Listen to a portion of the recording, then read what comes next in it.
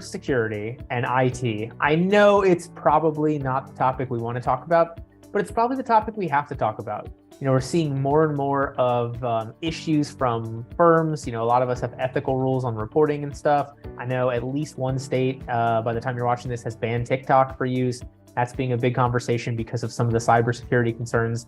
So with all this stuff going on, with us still being, 3 years into the COVID digital space and whatnot, I wanted to bring on an expert to come in here and give us kind of a refresher on what's going on here from a cybersecurity standpoint. And I found none other than Tom Kirkham. So I wanted to bring in an expert to talk to us about cybersecurity and what's going on recently. And I found none other than our expert today, Tom Kirkham. He's the founder and CEO of Kirkham Iron Tech, provides cybersecurity defense systems, and focuses on educating and encouraging organizations to establish a security-first environment with cybersecurity training programs for all workers to prevent successful attacks. He brings more than 3 decades of software design, networking administration, and computer security and cybersecurity knowledge to organizations around the country. He and his team believe that when you understand more about the threats to your organization, the better you can protect yourself and your customers, clients, whatever we want to call them, from everything ranging from ransomware to information theft to tainted systems. Tom, thanks so much for being with us today. Oh, it's absolutely my pleasure, Jordan.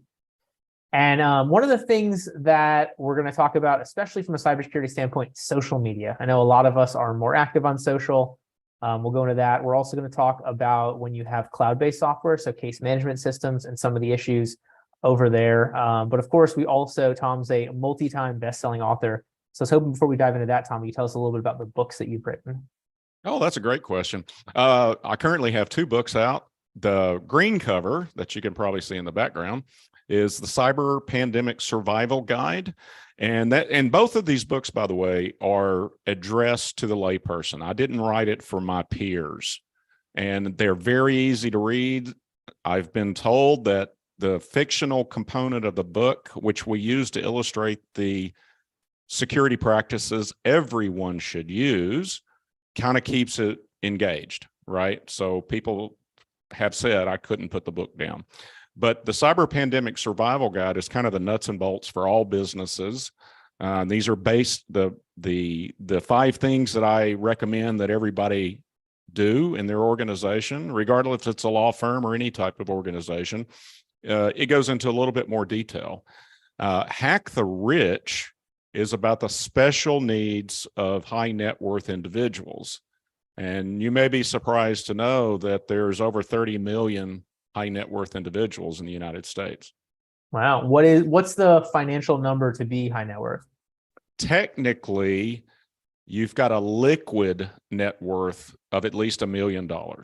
Not real estate. It's got to be something that's cash or stocks, something that can be liquefied real quick. Makes total sense. So especially for our estate planning attorneys, if that sounds like your target client, potentially having this knowledge might be that much more helpful to you. Right. Or, there's a lot of businesses out there that are multi-million-dollar businesses that it's just a family business without an office even. So a lot more out there than most people realize. Makes total sense. All right. So we're going to dive deep with Tom on social media and cybersecurity. Before that, though, I want to talk briefly about our last episode, a super cool one. We had Robert Ingalls on of Law Pods, who talked to us about podcasting and content marketing. So if you have a podcast or you're interested in starting a podcast, this is a great episode to listen to. Robert gives a lot of insight and wisdom and actionable tips. Check that one out after this, because right now we've got Tom and we are talking about social media and cybersecurity.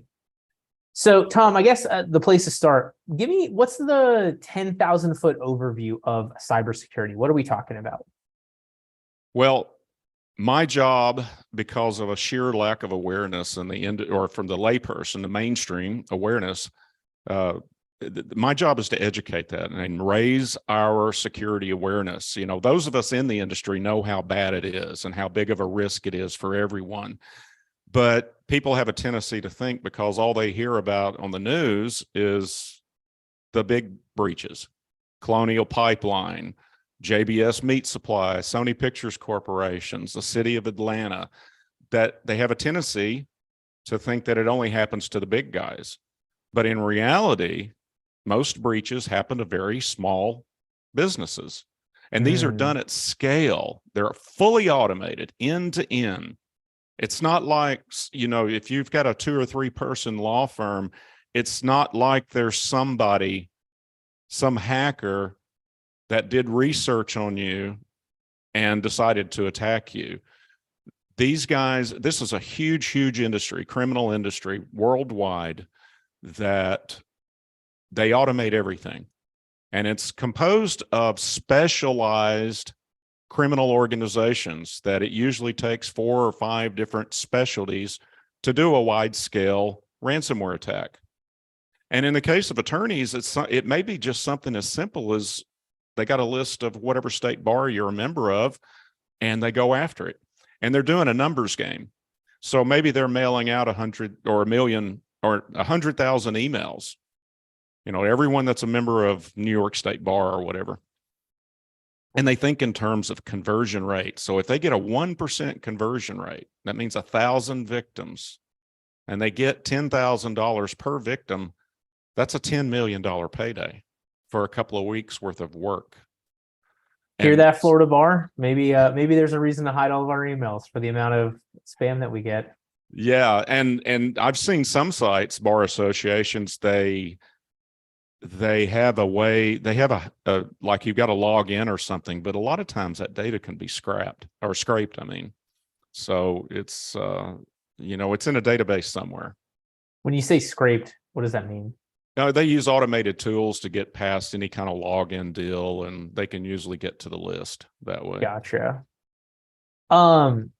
So look, I'm not going to speak for all of my colleagues, but with 400,000 law firms out there, I think for a lot of us, cybersecurity is having that cloud-based program, Clio, Practice, Panther, Lawmatics, whatever it is along those lines. How does that help us? Are we relying upon their security, or what are some of the issues there? Well, if they're a software provider and they're building the software, you absolutely are relying on their security. So I have heard more than once that a cloud provider will tell their customer that you don't have to really worry too much about security because we're using Amazon Web Services, or it's built on, Microsoft Azure or one of these other big name platforms. And while those platforms are very, very secure, the moment you add software, whether it's a website or, virtual desktop system, building your whole infrastructure out in the cloud, the moment you add software, those become threat vectors. They have vulnerabilities. All software has vulnerabilities. And you're relying upon whatever special thing they're using that cloud infrastructure for to also be secure.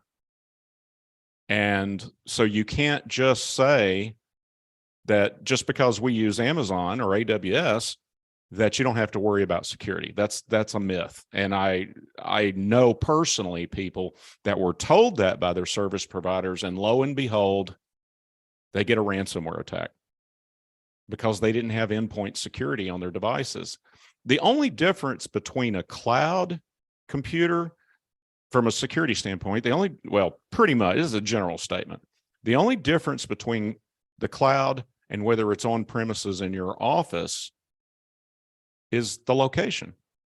Now, I understand the cloud's going to give you more reliability. It's much less likely to go down. But once you add any software, website, a database to run the website, Apache web server is very common. There's other web servers. Well, they have their own vulnerabilities. They have to have patches and things like that. And you've got to be assured that not only they're doing all the patching, they're doing all the monitoring to defend against attacks. You need to know if their data is encrypted at rest. In other words, do they themselves have access to your client data? Can they see the client data that you're putting up there in the cloud? And we have to be very security conscious at Kirkham Iron Tech. We've actually left vendors that didn't practice that. I don't need anybody in that organization being able to see the data, because that's another threat vector. Well, and especially from a attorney-client privilege standpoint, you could in theory be violating the confidentiality with the client if one of your vendors has access to your client list. Exactly. You got RPC 1.1 and RPC 1.6. And especially 1.6, you got to make reasonable efforts to secure that client data. So, if you're using a web-based tool to run your practice, I would certainly ask them, does anybody in your organization have access to our client data?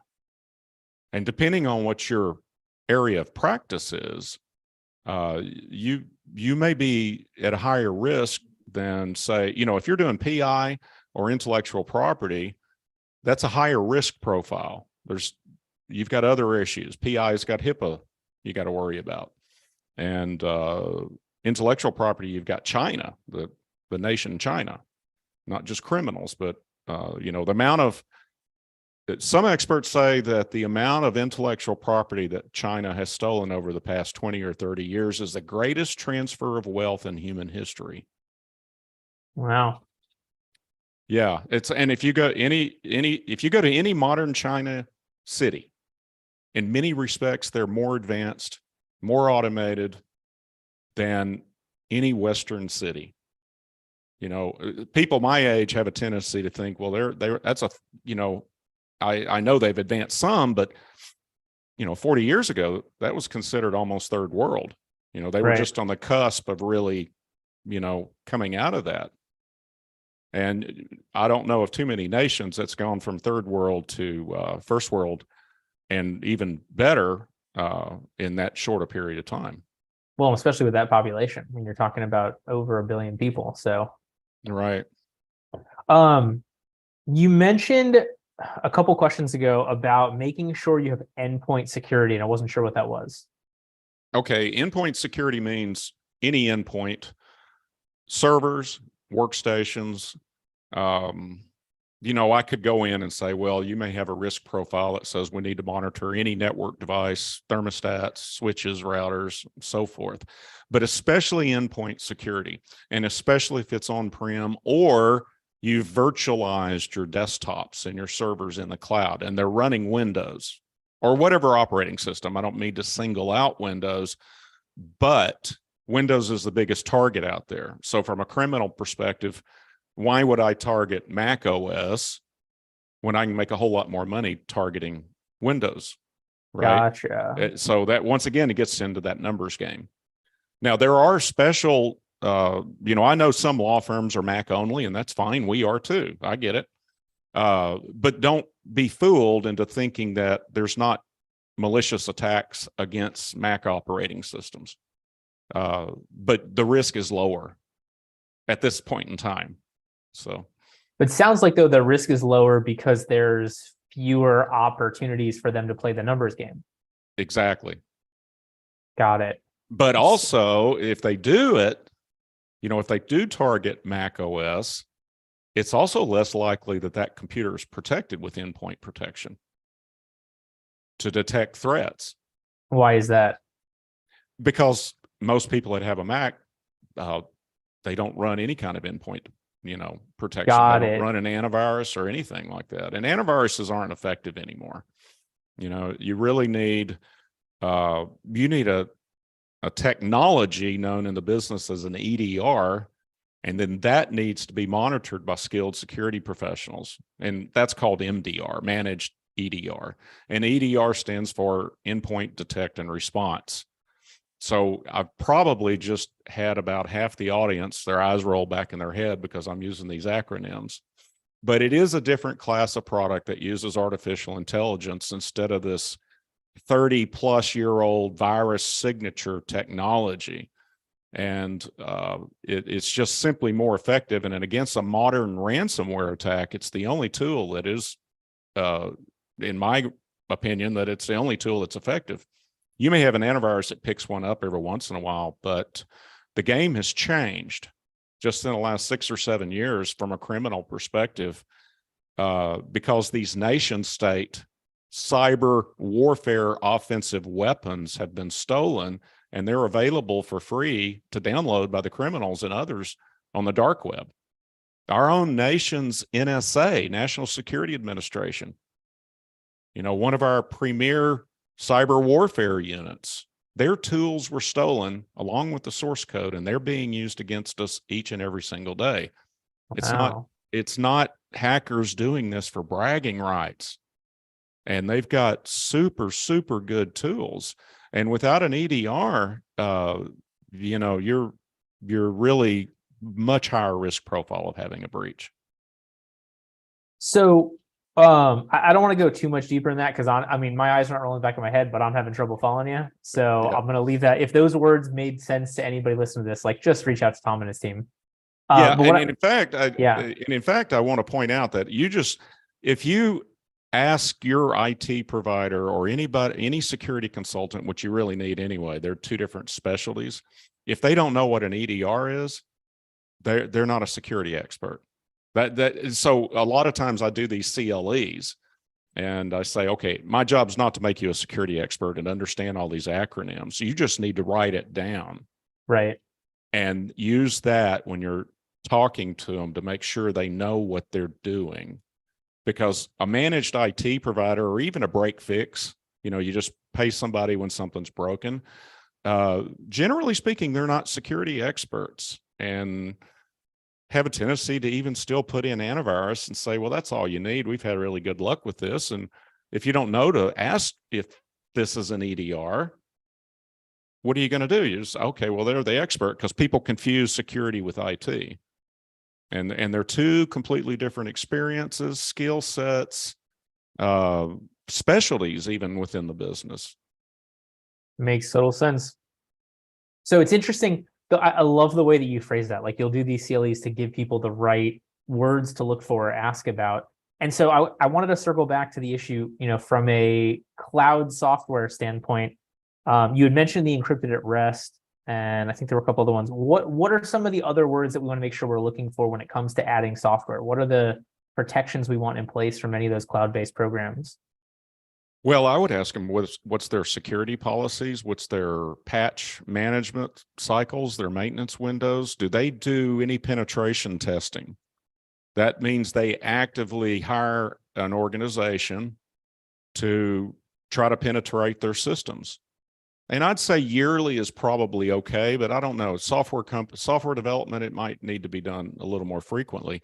But if they're not doing any kind of at least vulnerability assessments, but they really should do penetration testing on these web-based cloud systems. They should hire somebody to actively see if they can break in. So that's the good guy hacker. Right? Sounds like such a crazy job, right? Like, hey, we're going to hire you to try and break into our system and hope that you fail. Yeah. Well, if you've ever seen the movie Sneakers, which you probably haven't because you're younger than I am, you're not old like me, but it's a Robert Redford, Ben Kingsley, there's a bunch of stars in it. But that's what Robert Redford's company did, is they were an ethical hacker. And there's a scene, the very opening scene in the movie, or one of the opening scenes, he walks into a bank and he withdraws $100,000 in cash. And the teller said, do you mind if I ask you why you're withdrawing all your money? And he goes, I don't think my money's safe here. He takes the briefcase upstairs to the boardroom and he spins it around. And he says, here's all the vulnerabilities in your systems and I need my check. Gotcha. Yeah. I haven't seen that movie, and thank you for the compliment. But it does sound, it's just so fascinating to me, right? Like, what a crazy job to be like, you are hired to try and break into the system. And, if you're right and you get in, they learn something. If you don't, then they know that they've got at least enough security for you. So it's very interesting. Yeah, it's a fascinating business. You've got the bad guys, which are black hat. You've got the good guys that are white hat, and then you got the gray hats. They kind of live in both worlds. I kind of touch on that in both of the books. There's a character the same character goes through both books. And he's kind of a good guy, but a bad guy, And like an anti-hero. Yeah. And at the end of Hack the Rich, he burned some really bad guys, and so he's in fear of his life. They put a contract out on him.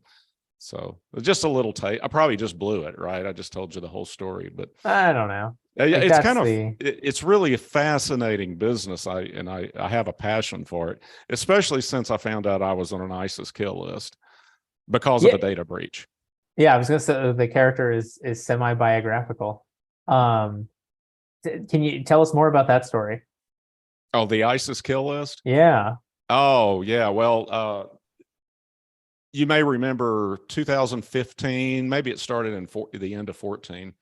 There were about 5 or 6 lists that ISIS put out. This was in their heyday. And most of them were, military, political, law enforcement targets. Most of it was Washington, D.C. Metro or New York City Metro. There was one list that was seemingly random, and it was people all over the country. And so the FBI come bouncing into the office one day, and he says, I'm so-and-so with FBI, and I need to speak to Tom Kirkham. And I said, well, that's me. And he goes, well, you're in trouble, but not with us. That's an So, interesting way to phrase it. I guess yeah, better yeah, than the alternative. yeah. And it took about an hour or so for it to really sink in. Yeah. But anyway, after doing some research myself, dabbling in the dark web, which I don't recommend, by the way. You don't need to go. I don't even go there unless I have to. You don't want to dabble too much in that, because anything bad in humanity can be found on the dark web. It's like Twitter, but worse. Oh, many degrees worse than Twitter. Those are just psychological things that, right. Yeah, we're talking really bad stuff. But I finally found out that it was a data breach, that a woman in Augusta, Georgia was sympathetic, and she was earning her stripes with the United Cyber Caliphate. And the United Cyber Caliphate was, for analogy, that's ISIS's NSA. And gotcha. so she had breached a database from a convention that I'd been to. It was mostly technical convention. And you had to register and give them all your contact info, because this was stuff that they hadn't put out in public yet. And somehow or another, she got her hands on it.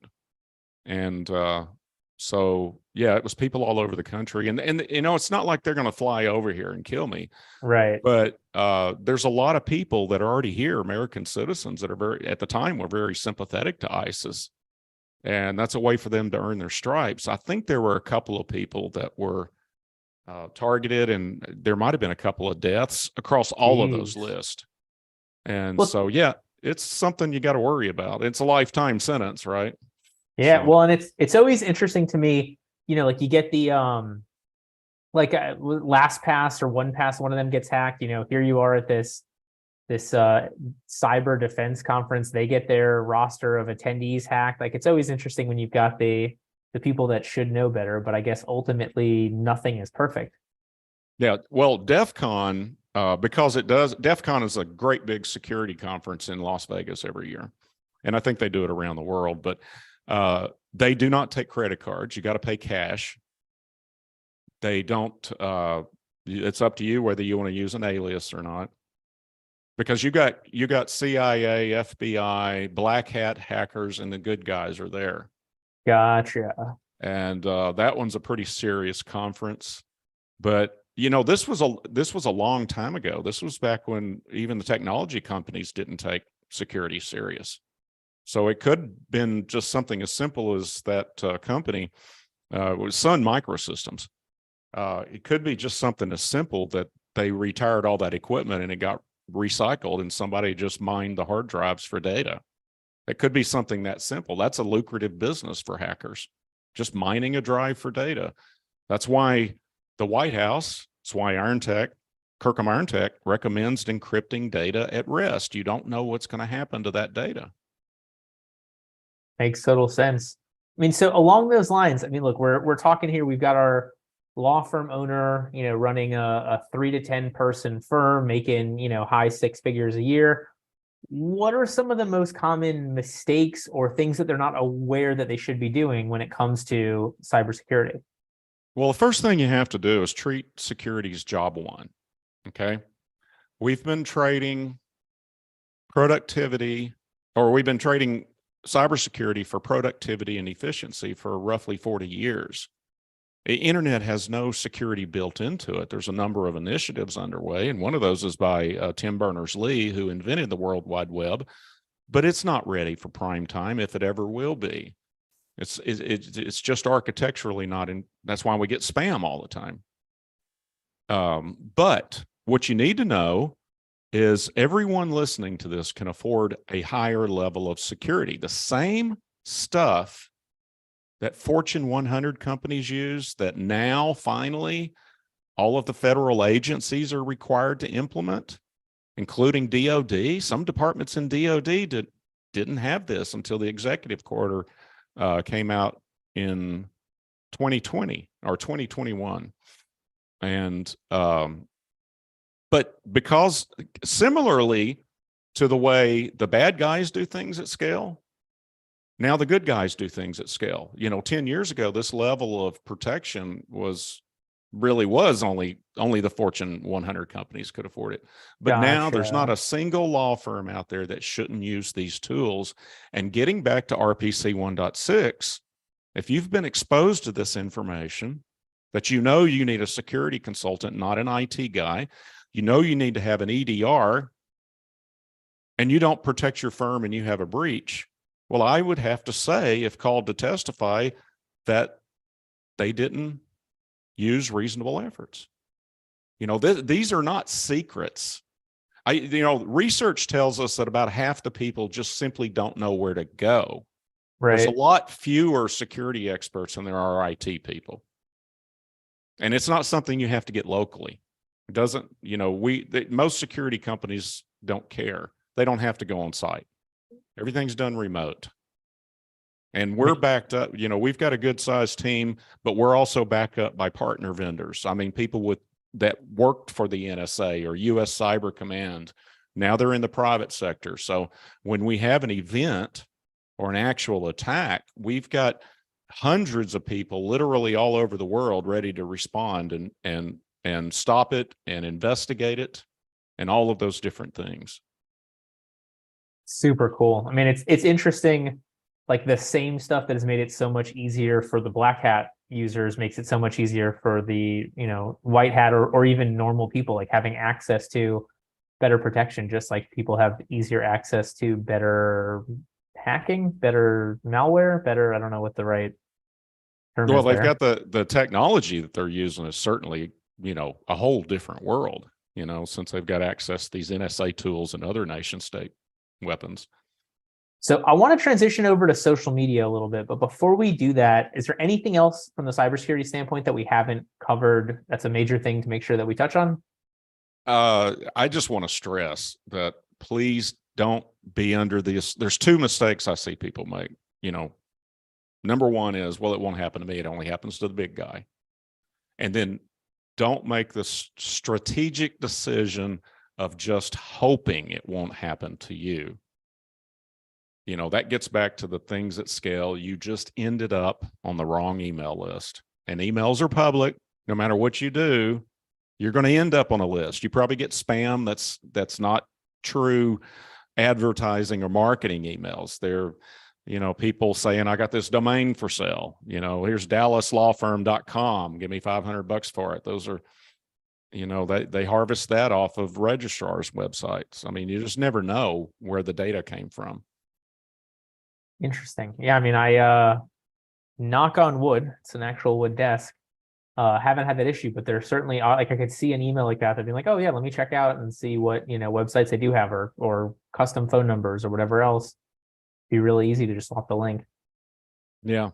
Yeah. And try to be as private as you can. Privacy goes hand in hand with security. Everyone's got something to keep private and to protect. Well, and I think that's the right transition here, because obviously from a social media standpoint, I mean, I always talk to people like, be yourself loudly. But what are some of the, like, how do we balance that? Like, what are the things that we need to keep private on social media versus opening ourselves up to security issues? The only time I use social media is for marketing purposes. I rarely make a post on Facebook, and I can't even remember I travel a lot, and I can't even remember the last time that I took a photo, as amazing as it is, as I'm in Iceland, here's geyser. The name of geyser was named after this geyser. and I got video and pictures of it. I'm not going to share that until I at least get back in the house, because people know where I live. You easily find it out.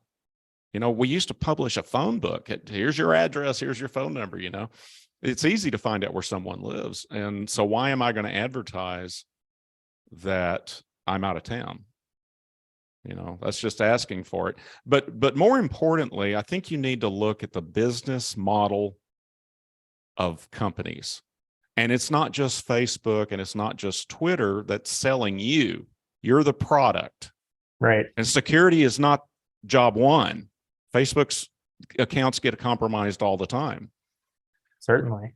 But then you got to look at Google, and any company that treats you as the product. You may be thinking that, well, I'm going to use all these free services. And I know a lot of law firms use Gmail, and they're monitoring your emails. They got algorithms and they read them, and they're trying to sell you products. I shy away from that. I really don't like to use anything from a company that I'm the product, because generally speaking, and I would have to say Google is somewhat the exception of this, because their security is pretty good. The organizations that use Gmail for their business email, I have never seen an instance where it was because Google broke down. They did something wrong. It's usually because people use really bad passwords. Like password or 1234. Yes. Or they reuse passwords. And, if you reuse your Gmail password with your Facebook password, and when Facebook gets compromised again, not if, but when, they've got automated tools that go out and check all these other different accounts. Let's try this set of credentials and see if it'll get into their Gmail. And if you get into your email, you got the keys to the kingdom. How do you do password resets? Right? All through email. Yeah, they're going to test it against Chase. They're going to test it against Merrill Lynch, E-Trade, Citi, Amazon. And I always think that's the I don't know when the iPhone added this feature. I don't know who else has it, but it's always interesting. I'll log in a websites that I haven't been on in a while, and it's like, oh, this password may have been compromised based upon a leak somewhere else. And I'm always fascinated to be like, I can't even get a Fidelity account from 3 jobs ago. And they're like, oh, I didn't realize there was money in there, until you finally get a ping that it was over the amount for a tax document, whatever. It's always interesting to me to see if Apple can put it together for my benefit. Like you're saying, everybody else can put it together for my detriment. Yeah. Well, here's another tip. Don't store passwords in the browser, whatever. There's one exception to that. If you are a Mac user, Apple has done a really good job securing their stuff. It's called Keychain. I don't have a problem, and I do it myself. I don't have a problem storing passwords there, but please don't store them in a Chrome browser, Google Chrome. They've had a few breaches where it goes in and harvests all the passwords. Firefox, you're not the product with Firefox. That's a pretty good browser as well. And it wasn't very long ago, 3 or 4 years ago, where you just couldn't use Safari or Firefox. You had to use Chrome to make this certain thing, some meeting software to work. Right. And that's getting less and less frequent. I hardly ever run across it. Even the ones that, recommend you've got to use Chrome, I've gone in with Safari without thinking about it, because it's my default browser and it works just fine. So don't get caught in that trap that you've got to use Chrome just to make sure you can get your job done. Use a much more secure browser. And even then, don't store your passwords in Firefox. I think they do a good job of protecting it. But you're really better off using a password manager. And you mentioned that earlier. And I know everybody, or a lot of people, have heard about the LastPass fiasco. Yeah. That's very, very rare. And that data is encrypted at rest, and they can't see your passwords. Okay. But what was amazing to me is that they managed to get into their source code repository. And I saw this a few years ago with LastPass, just as an end user, because I've got a software development background. I was seeing bugs that they'd fixed previously creep back in.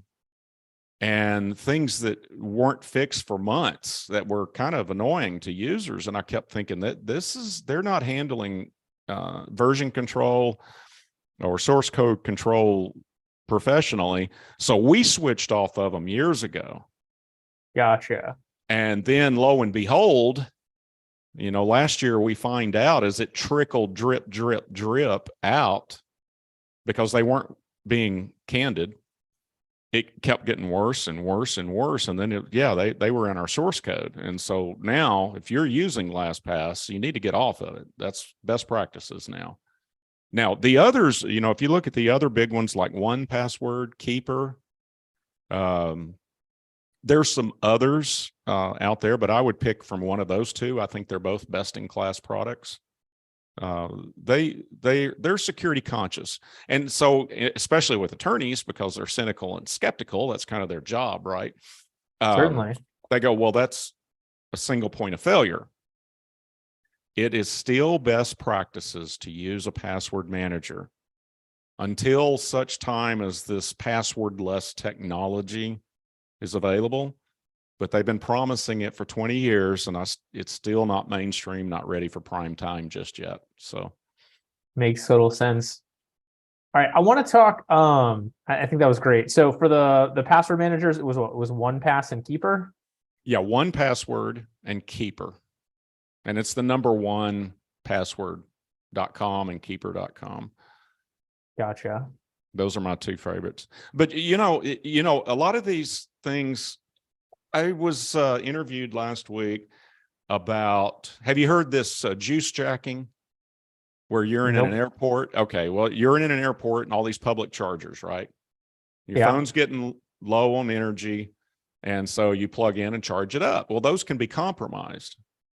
And the question was, is it true that the juice jacking scenario is more dangerous than using public Wi-Fi, unprotected public Wi-Fi?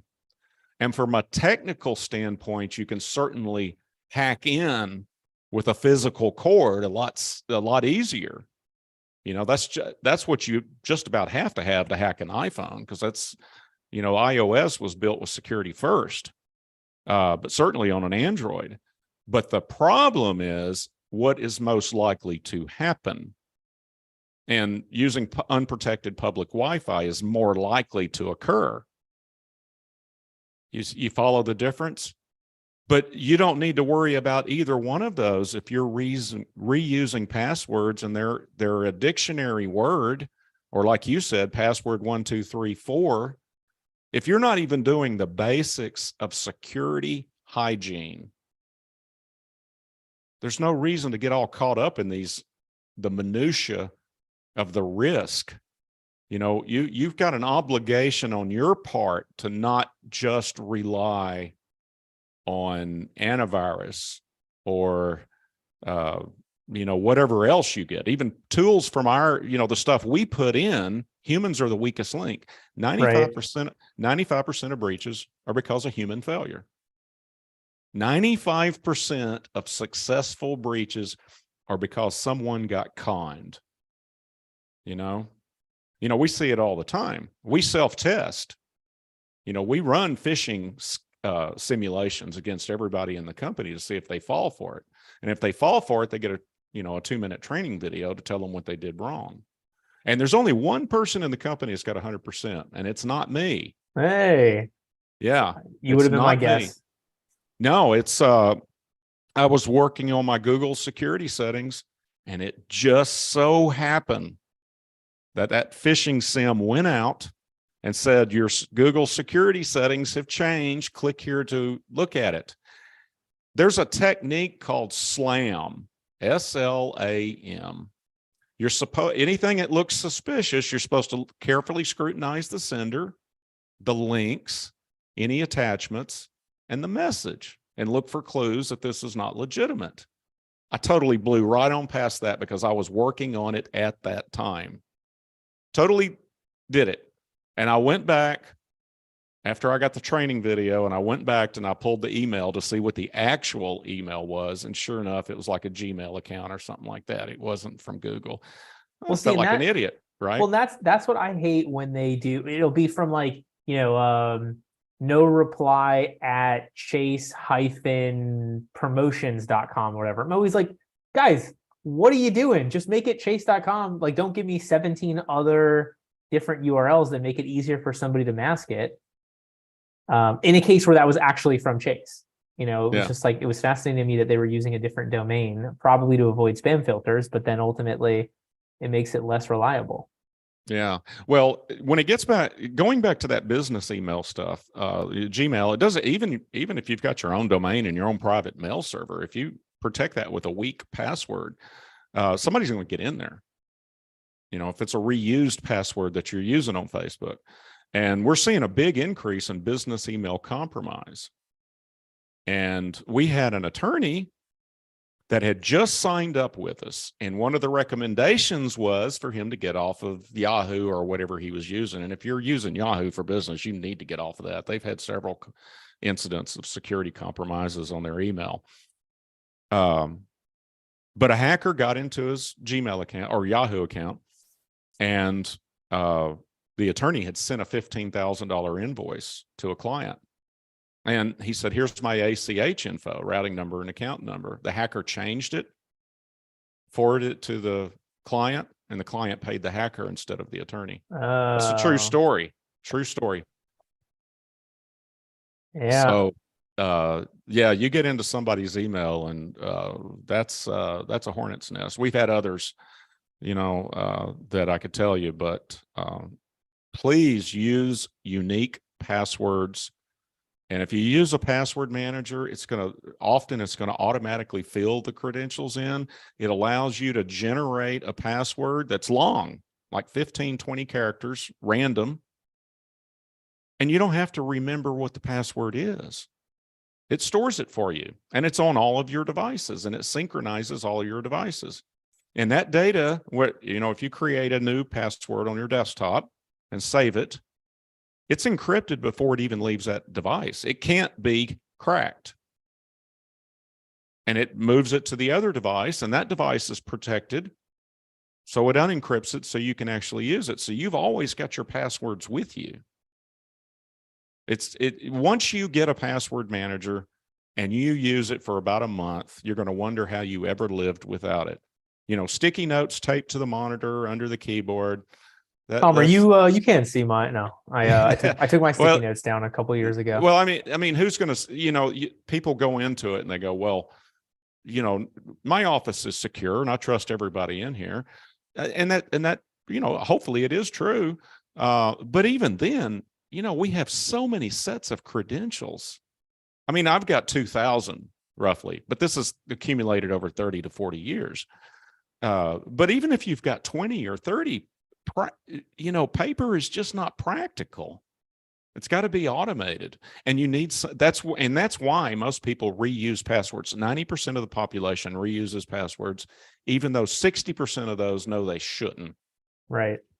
Well, listen, I don't remember any of my passwords anyway. So for better or worse, I feel like I just reset them every time I need to get back into something that's, remotely old. Yeah. Well, give a password manager a try. It plugs into the browser, so it's right there at your fingertips. And I think once you try it, you'll like it. I may have to. All right. So I want to jump over to a selfish question, because I want to make sure I ask this before we go in.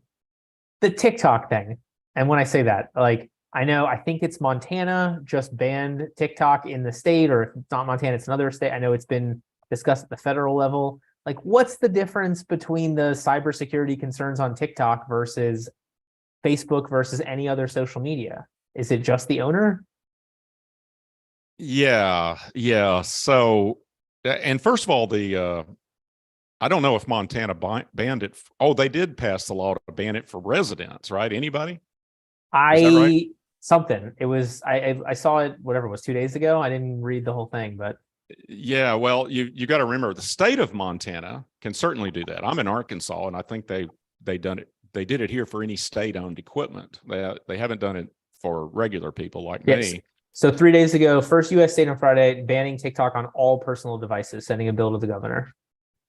Yeah. In Montana 3 days ago. Well, I don't know if that's going to be constitutional, but that's a topic for a different discussion. Here's the deal with TikTok. The CEO of TikTok says he absolutely will not share the data with the Chinese government.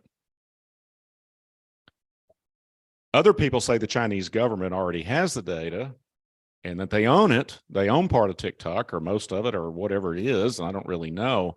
But here's what I do know. First of all, I don't care anything at all about TikTok. But if in a law firm and you do patent law or you have any intellectual property whatsoever, I would absolutely remove it. I would insist on you, if I had a client that did intellectual property of any type or anything else the Chinese government might be interested in, you got to look at your client list. What's the risk to that client? And you fail your ethical obligations or the fallout from the breach. I think it's just safe practice. Now, I don't want to go into, are we as a nation being overly sensitive to China? But it's an I can't speak. A dictatorship. Authoritarian. Yeah, thank you. Good No grief. problem, man. Hey, you helped me on all the IT ones. The least I can do is help on this. Yeah, let's just say I don't have any prejudices or stereotypes against Chinese government or China people or anything like that. But is this a risk? And yes, it is. Because we simply don't know the extent of the tentacles into the private industry there. We had the whole thing with what was it, Waihu switches and routers. It was networking equipment. Okay. And they were suspected of, planning monitoring devices in those devices. And subsequently, there was a ban on it. I think if China has been doing that for 20 years, there's probably not much we can do.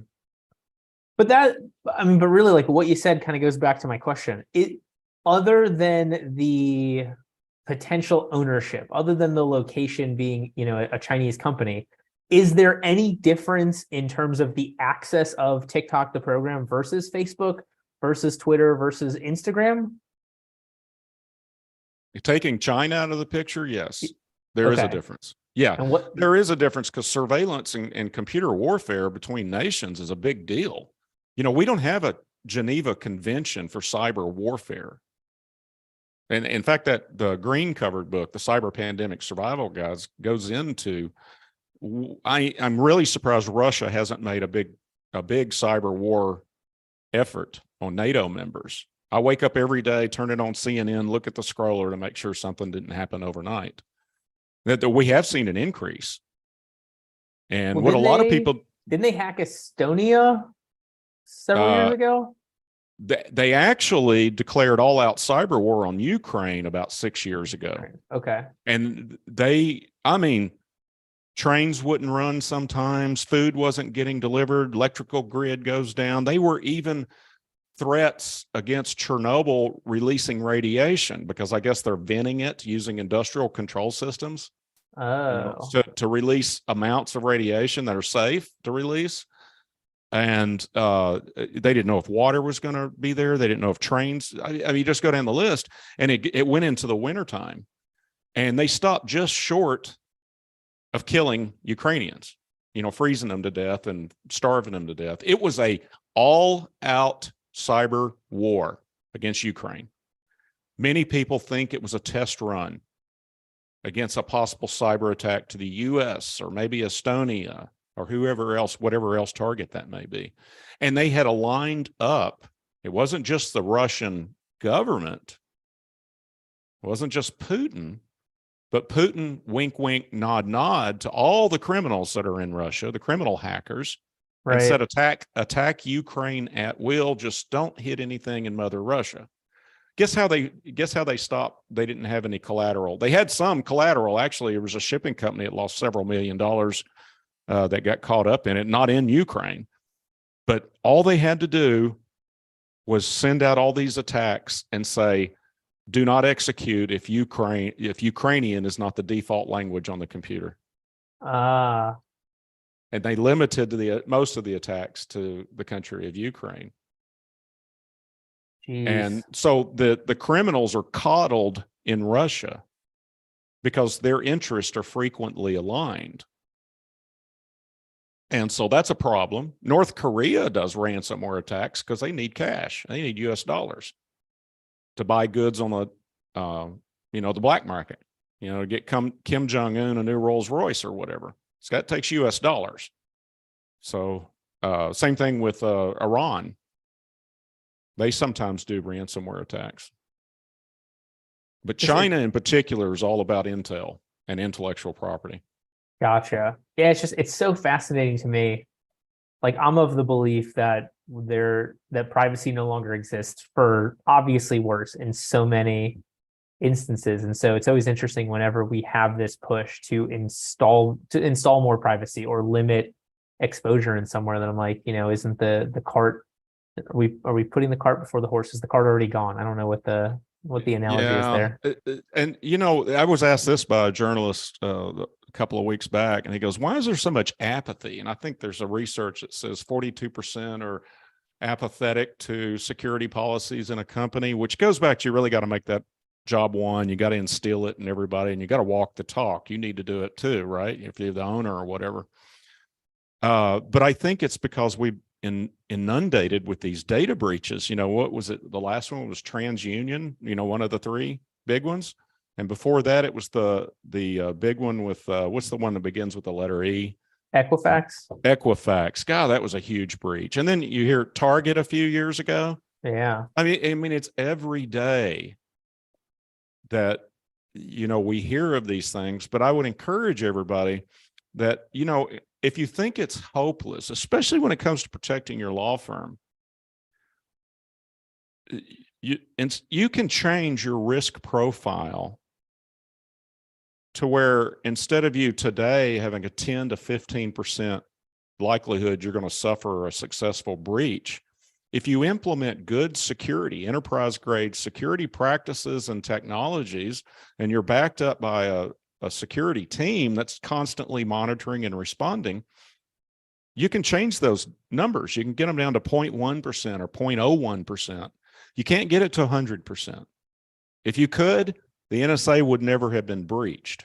Right. But going from 10% to 0.1% likelihood, that's a dramatic change in your risk profile. It basically means it's going to be very unlikely that you're going to have it. The other law firm that's not doing these things is what's going to happen. So I hope it's not hopeless, right? Right. Oh, and we've certainly got the right response tools. So recently, artificial intelligence has changed the game now. And just one example of that is we're already seeing, a spearfish is a phishing email, right? It's a hacker sending out an email to try to get the user to do something, to let them get into the network. It's a phishing email, phishing. A spear phishing email is targeted to that user in your organization. They know the org chart or the hierarchy, and it looks very good. We get them all the time because we are a target, and they've been targeting us for years. But with AI, now they can automate those relationships, and they can do spear phishing at scale. They invested human energy into targeting companies like us, but now they can do it through automation. And I've seen it. We had one come in, and I could just look at the email and I could say, okay, first of all, it's fully automated. Right. And then the person that it purported to come from had changed her title a couple of years ago. And it just so happened that the last update from ChatGPT had her old title. So the database only goes up to early 2021. Well, at that time, she had the other title, and that's what they used in the email. Makes total sense. Terrifying. Yeah. All right. I want to make sure we get to next week's episode. I want to make sure we get your final takeaway. So next week we've got Ernie Svensson on, Ernie the attorney. Ernie's going to talk to us about the 4 parts of a great law firm system. So for anybody interested in processes, procedures, systems, that kind of stuff, Ernie of Law Firm Autopilot is the go-to on the topic. Super excited to have him here. That'll be June 22nd. So next Thursday, 6 p.m. Eastern time. That being said, though, Tom, I know we covered a lot. I learned a ton. This is a very interesting, not our normal episode, but in a way that is so important for being able to sleep at night, I think, for a lot of our listeners, putting some of this stuff in place. That being said, if somebody's listened for the last 59 minutes and remembers nothing that you've said, what would be the most important takeaway to help as many law firm owners as possible be the exhibit A of a successful attorney? Well, I would say, because attorneys are skeptical and cynical, and once again, I think that's a good quality of an attorney, just please understand that I'm not saying all of these things to scaremonger.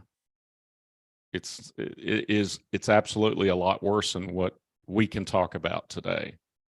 And if you do nothing but just quit reusing passwords and then just talk to a managed security service provider, okay? Just talk to them. Remember EDR. Remember best practices. And there's a lot of other buzzwords that we didn't have time to go into, but I can equip you with, so where you're better informed. And so I just encourage you to take this threat seriously. They don't care who you are. They don't know who you are. And they don't care where you are, in the middle, a little town in the middle of nowhere, Montana or whatever. It's done at scale, and the risk is probably much greater than anybody realizes. Thank you so much for being with us, Tom. Thank you to everybody who watched and listened. We'll see you back here next week for Ernie's episode. In the meantime, please take a little bit of effort towards this now, before it's too late, before it's a much bigger problem, before it blows up in your face. And with that being said, have a great week, everybody. Thanks. Thank you for listening to this episode of Exhibit A Attorneys. If you're interested in becoming the Exhibit A of a successful attorney, please check us out at legaleasemarketing.com, EASE.